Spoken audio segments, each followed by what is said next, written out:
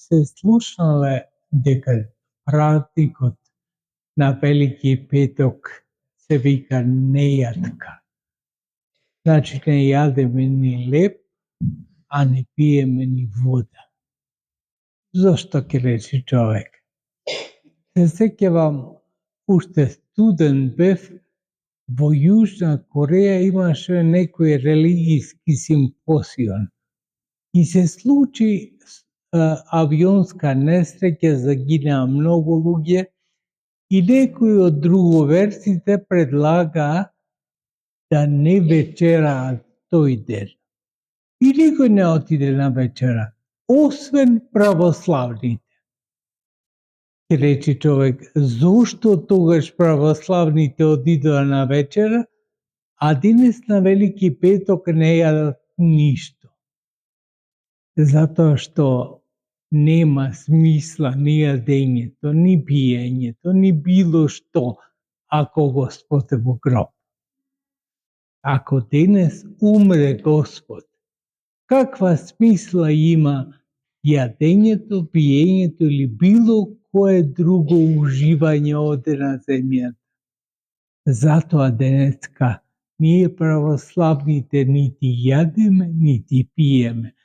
Не за друго, туку себе си, а и на ближниот, да му покажеме дека нема смисла животот без Бога. Така сакаше еден систем претходно да им го одземе Бога на луѓето. Не успеа, фала му на Бога, не успеа, затоа што е неможно да се одземе Бога од животот на луѓето. Се станува бесмислено ако го нема Бога. Затоа денешниот ден, Велики петок, бил единствен ден на пост во Старата црква. После се проширени ваквите постови, па да се пости Света Четириесетница, па среда и петок и така натаму.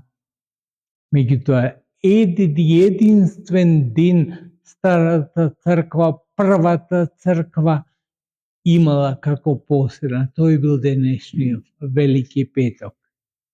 А денес, како да се забрзува времето. Гледате, цела ова страстна седмица може би е така, но особено денес. Гледате колку долга е службата. Дори и градската служба е предолга, ќе рече човек, затоа што друго мерење на времето имаме. Денес велиме Велики петок, ја служиме службата на Велики петок, а уште е четврток. Затоа што го забрзуваме времето. Што значи? Денес за нас времето нема 24 часа. Има помалку. Значи времето е релативна работа пред Бога, браќа и сестри. Да не правиме апсолут од времето. Затоа што на друго место нема да биде вака за 24 часа ќе се завртува земјата околу сонцето.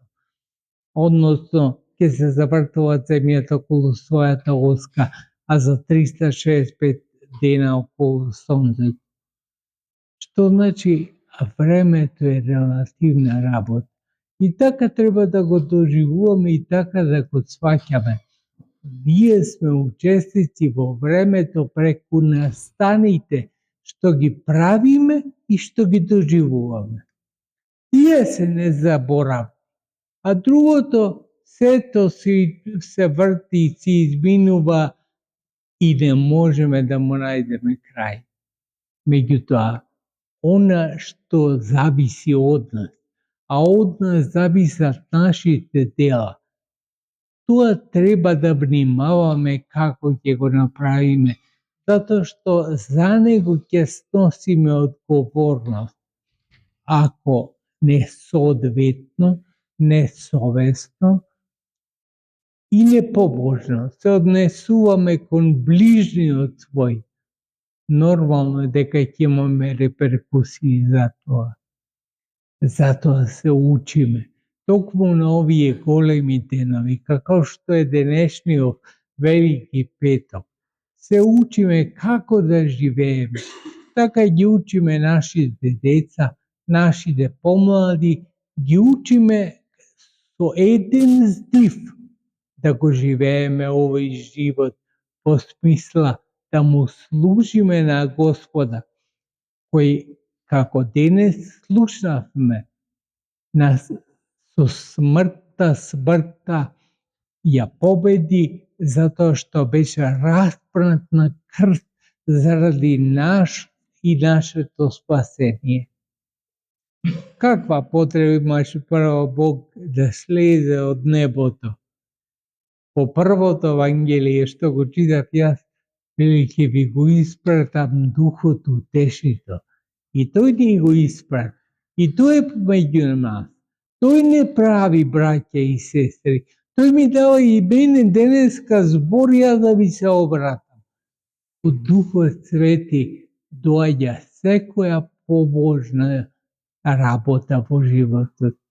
Ко немаме ли Духот Свети, џабе живееме, џабе се трудиме во овој свет да стекнеме и куќи, и коли, и нешто друго, а без ништо ќе излеземе од овој свет.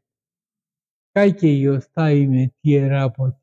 Ќе ги оставиме само во побожниот живот. Ако има смисла нашиот живот, тогаш ќе има смисла се оно друго што твориме и што правиме. Господ преку крстот не освои, затоа што преку крстот доаѓа воскресението Негово. Нека ни даде Господ да го дочекаме воскресението Негово и да бидеме соединети и сплотени во Духот Свети. Да сите заедно со еден глас да кажеме Христос воскресе, иако денеска се сведочи и се мириса на тоа дека Бог е само погребан и го нема. Не, ние знаеме по верата наша дека Христос воскресна и дека ни го осмисли животот во сите векови.